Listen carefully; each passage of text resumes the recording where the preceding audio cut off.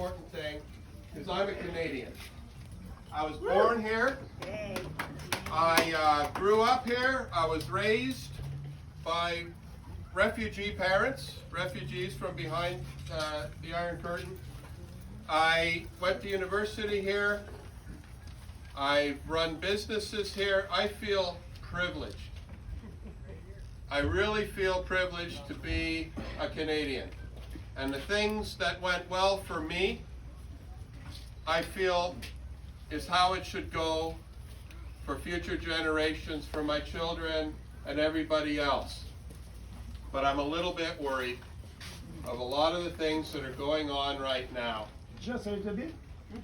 Yeah. Things haven't been well since Bill Davis was here. Yeah, well, there were some good conservatives once. But,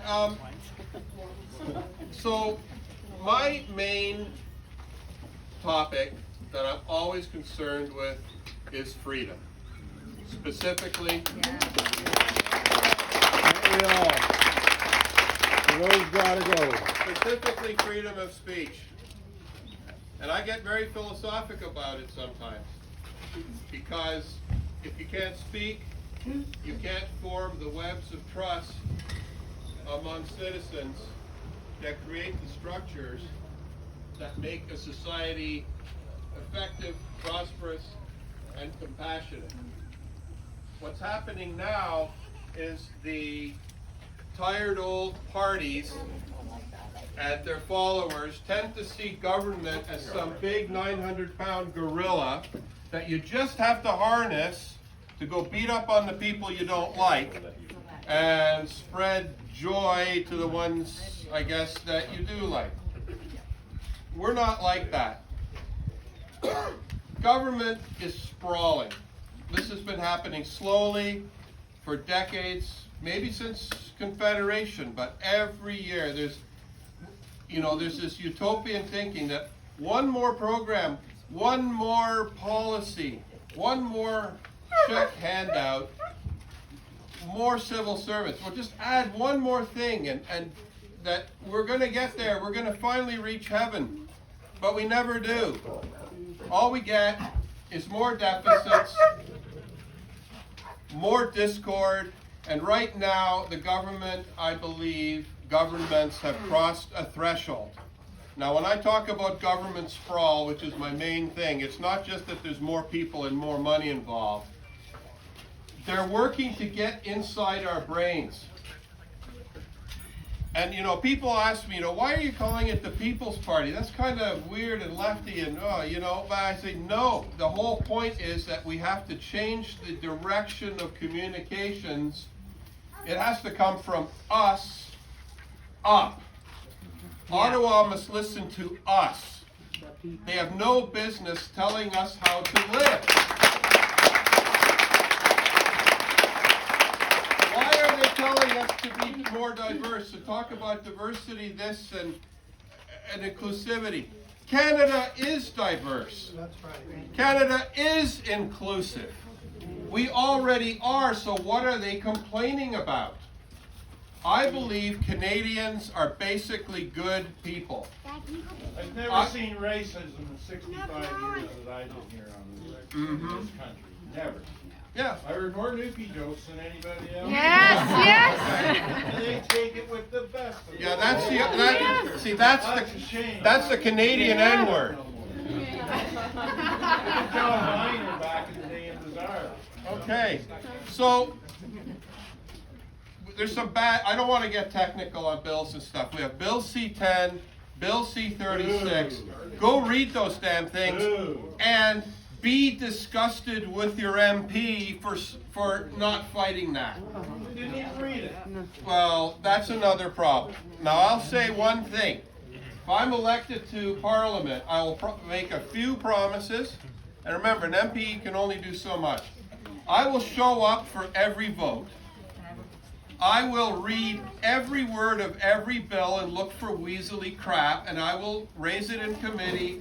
I will bring it up. I will go phone Max right away and say, make a few calls, this is wrong. I will try to get on committees. I will listen. I will read every report. I'll spend my days in the Library of Parliament researching the backup for what needs to be done. So I would be a true servant. This is my dream job, and I really hope you guys support me, because this is what I want to do. So We support you. We support you.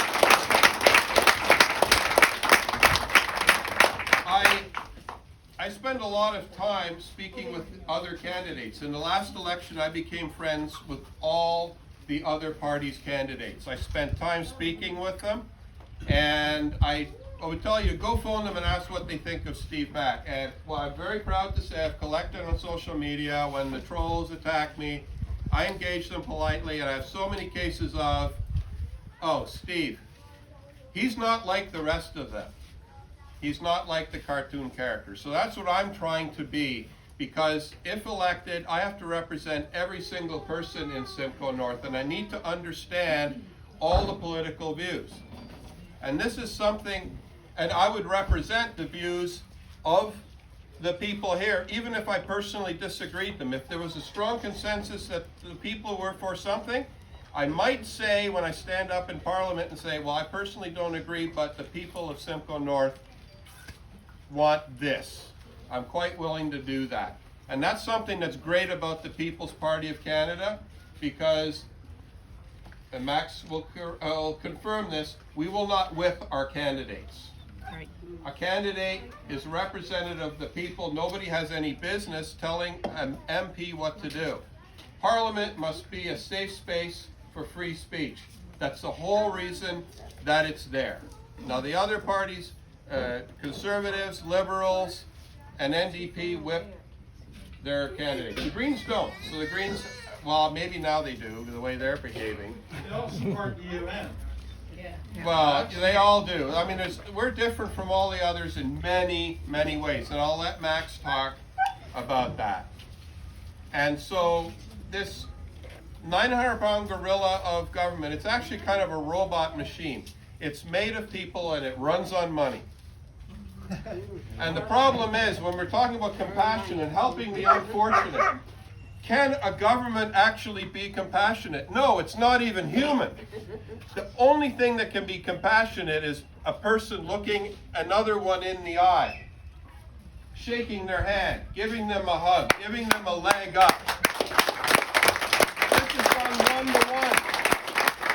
It's done in families, it's done in communities. And the governments are trying to break the webs of trust. They want us to isolate, separate, not go to the local store. This is fundamentally wrong. We are the only party fighting this garbage. And now we're fighting our neighbors in the grocery store, the people we used to shop at. Yeah, well, be steadfast, follow your beliefs. Remember, have compassion.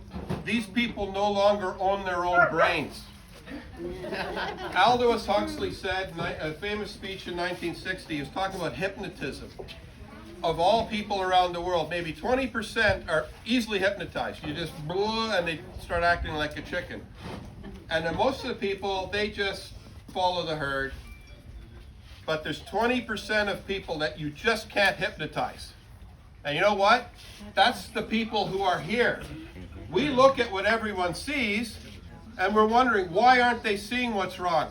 We have bullshit detectors, genetically or whatever, and that's why they don't know what we're talking about when we're talking about our freedoms are being lost.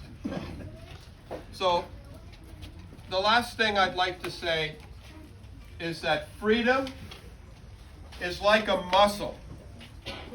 If you don't exercise it, it withers away. You own your freedom.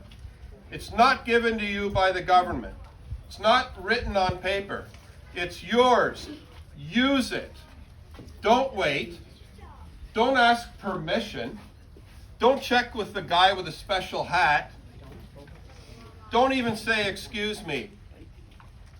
Exercise your freedoms with courtesy, compassion, and a sense of responsibility. And that's our party slogan. Freedom, responsibility, fairness, and respect. And yeah, that's one way of saying common sense. And not going to promise you hardly anything. We're not going to write you, say we'll write you a check if we're elected.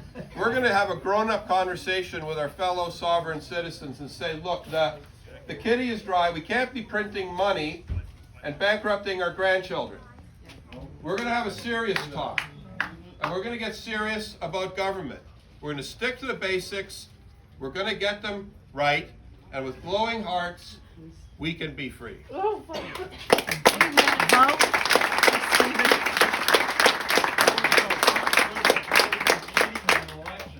So, that's what I want to know. If they can do it in the States, they can sure as hell Do it here. So, I look forward to your questions, comments, and input. But how about we talk about my friend here?